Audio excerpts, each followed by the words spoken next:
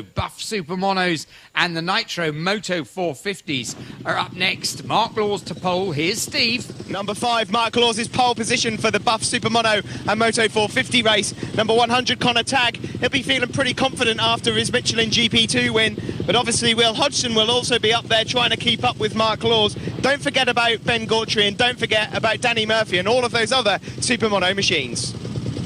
Absolutely. Thanks, Steve. There we see Connor Tagg. Now, he picked up that winning MotoGP2 earlier, and he would love to grab another.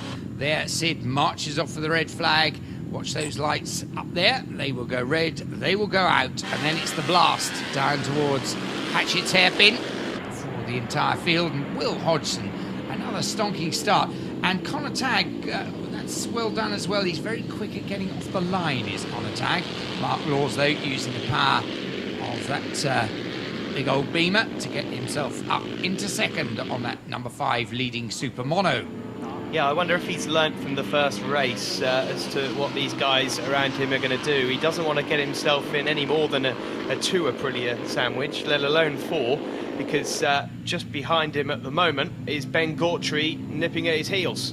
Yeah, I think he lost out there. In fact, Connor Tagg up into second, then Mark Laws in third. So they're all around him already.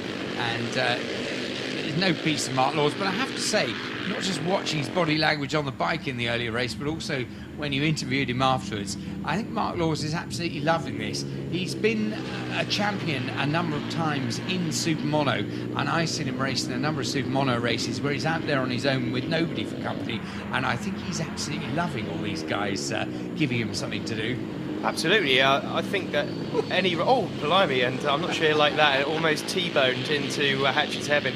I think every rider loves a good scrap every now and again out on circuit. There's only the very few riders that would actually just prefer to be out there and run off and not have any battling going on. I mean, this is what racing's all about after all, and coming in with a big grin on your face. Yeah, certainly from our point of view, more the merrier, and lovely to see, particularly this bunch of young riders, obviously learning so much by being out there, and this is true of a lot of these races with Thundersport GB. There is a good mixture of youth and experience out there. A lot of very, very experienced riders have been tempted back into racing by the Thundersport package, and it means these young riders have got some real talent to measure their own progress against. Yeah, it was brilliant for their racecraft, isn't it? And we just had a classic example there. Laws is getting the advantage on the straights and getting past Hodgson. Hodgson gets back past him again, but look how much of a distance Laws pulls out on the start-finish line, just across there, that straight there, with the power of his BMW. Yeah, of course, you could say the configuration here at Pembrey with that sweeping corner onto the long straight and then the straight to the start-finish line would suit the bike with a bit more power. But it's swings and arrows, because by the time you get around the whole selection of circuits on the Thundersport GB calendar, there are different courses for different horses, and you know, what suits somebody here is not necessarily going to suit them, say, when they get to Brands Hatch Indy Circuit. No, exactly, and Cadwell Park as well. I mean, there are some fast parts about Cadwell Park, obviously, but through the woods section and Hall Bends, it'd be fantastic to watch all of these guys battling against each other. And look at this, Danny Murphy. He's been rather absent from the weekend's proceedings so far, but number 23, Danny Murphy's up into 3rd place now. Yep, he's yet another of the young riders who's really taken to these Moto450s, and he's got the speed there. He's got the interesting background, of course, Danny. We've mentioned this before, but a lot of these young riders start out in mini motos and maybe move up through the ranks from 6 years old and onwards. But Danny Murphy, slightly different. He was into 4 wheels, was a really, really successful kart racer. And before he came into 2 wheels with the Aprilia Super Teens.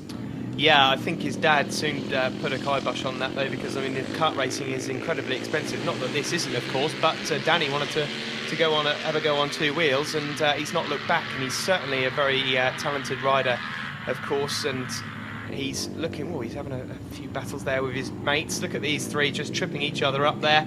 And Hodgson's going to have a look up the inside and manages to get past Murphy.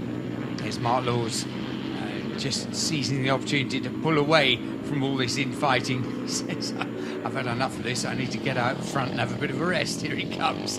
And he has just put a bit of a gap on the field. Yeah, it's actually given Ben Gautry, with these three having a bit of a tackle on each other, it's giving Ben Gautry a chance just to catch up onto the back of these now. So there you can see, like, it's only a couple of bike lengths. There's Canessa and Shelcock as well.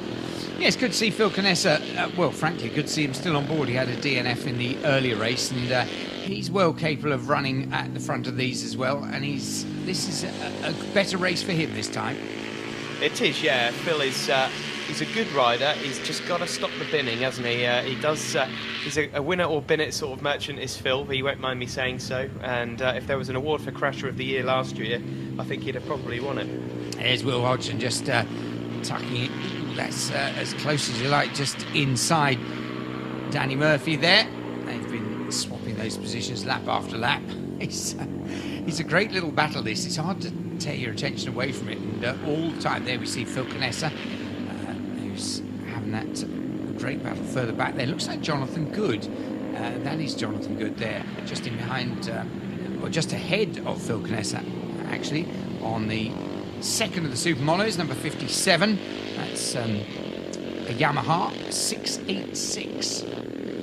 Yeah, the Yamaha 660 just a little bit further behind as well. Ivan Porter, number 4 on the red machine, is also just on the back of those two. So the 450s and the Super Monos having some great scraps all the way down the field. Yeah, it's the first time I've seen Ivan Porter on this particular machine. I think every time I've seen him before, he's actually been on a Porter. It's a creation of his own, as is the way in Super Mono world. I've always liked to see Ivan Porter in his Porter, but yes, he's out there on the, I think, slightly more powerful Yamaha this afternoon, and third in class at the moment. There we see, though, Phil Canessa looks as though he just got the jump on Jonathan Good, so moving up, I think, into 6th place.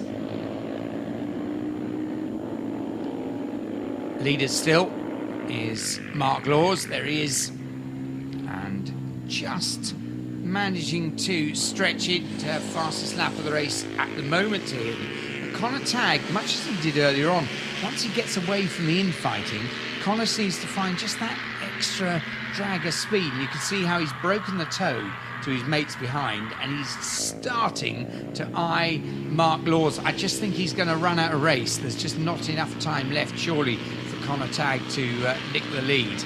No, I don't think there's going to be enough time, but you're right, we're on the last lap now, but Connor Tagg is probably one of the smoother riders on the 450s, and as you can see, Will Hodgson, rather more erratic on the bike, still very quick, but Tagg does seem to, once he's in the clear, just be able to edge away from his opponents. Yes, erratic, but my goodness me, fun to watch. There, Phil Canessa ahead of Jonathan Good, Jonathan on number 57. Liam Shelcock, number 30 there, we can see go through as well, but look at this, serene to the checkered flag.